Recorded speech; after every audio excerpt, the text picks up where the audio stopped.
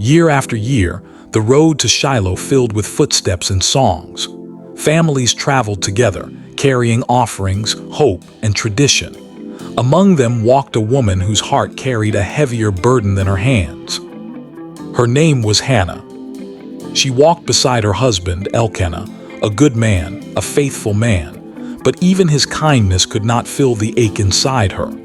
For Hannah carried a silent grief, one that followed her into every room and every prayer. She had no child. In a culture where motherhood defined worth, Hannah's emptiness was public, and it was cruelly amplified by Peninnah, the other wife, whose children clung to her robes as living reminders of what Hannah lacked. Peninnah's words were sharp, calculated, and relentless. Every feast became a battlefield. Every celebration reopened the wound. And Scripture says something haunting. Year after year, this went on. Pain repeated itself. Hope delayed itself. Tears became familiar companions. At the table of worship, where joy should have flowed, Hannah could not eat. Elkanah noticed her sorrow and asked with genuine confusion, "Why are you weeping? Am I not better to you than 10 sons?" But love, no matter how sincere, cannot replace what only God can give. So Hannah did the only thing left to her.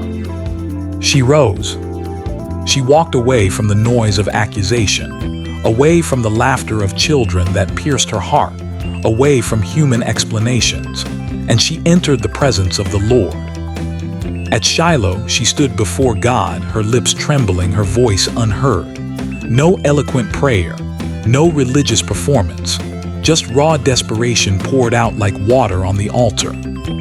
Her soul spoke when her mouth could not. She made a vow, not a bargain, but a surrender. "O Lord Almighty, if you will look upon the affliction of your servant, if you will remember me, I will give him back to you all the days of his life."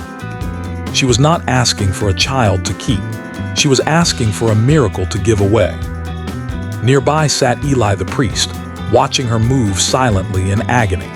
He misjudged her pain as drunkenness, proof that even holy men can misunderstand holy suffering. But Hannah answered with dignity and truth, "No, my Lord, I am a woman deeply troubled. I was pouring out my soul before the Lord." And something shifted. Eli spoke words he did not fully understand the weight of. "Go in peace. May the God of Israel grant your request."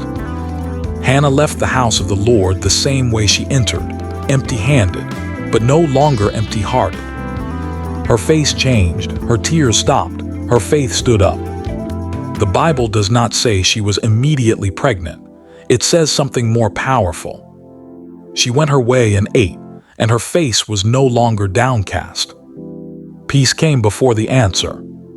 And in time, God's time, the Lord remembered Hannah. She conceived. She gave birth to a son. She named him Samuel, saying, "Because I asked the Lord for him." But Hannah did not forget her vow.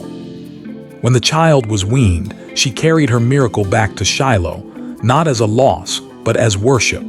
She placed her son into God's service and into history. That boy would grow to become a prophet, a priest, a kingmaker. One woman's silent prayer would shape the destiny of a nation. Hannah teaches us this. God hears the prayers that never make it into words. God remembers the ones the world forgets. And sometimes the womb God opens is not only physical, but prophetic. Your pain is not wasted. Your silence is not ignored. And your prayer may be carrying more than you ever imagined.